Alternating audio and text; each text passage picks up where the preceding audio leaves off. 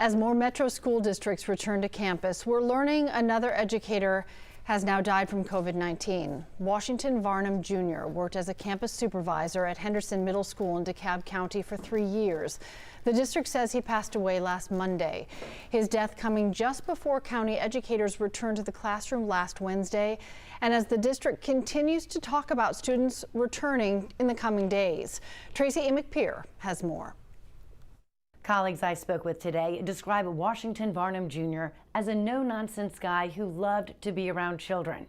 It's with him in mind that they are urging the district to reconsider their decision to return to classrooms. It's almost like losing a member of family because we're all one family here in DeKalb County, or that's the way it should be. Deborah Jones with the Organization of DeKalb Educators says she and her coworkers are concerned about the risks in returning to campus right now.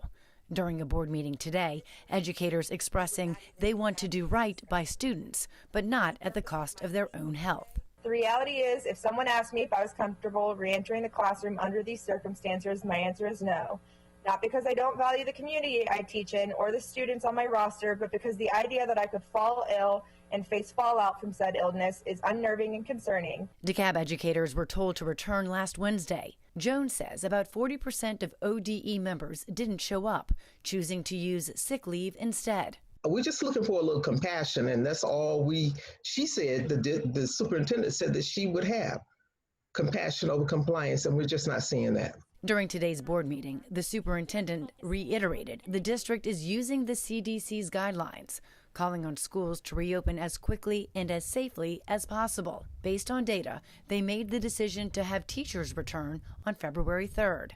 We have not changed course.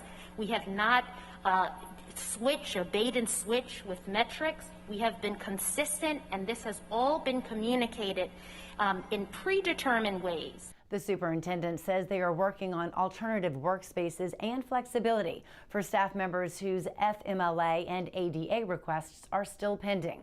And in response to reports that teachers are leaving in mass exodus, the superintendent says only 17 certified staff members out of more than 7,000 indicated last week that they plan to resign. Tracy, thank you. We have all the latest COVID-19 trends and information for you on 11alive.com/coronavirus. You can also download the 11 Alive app news for free.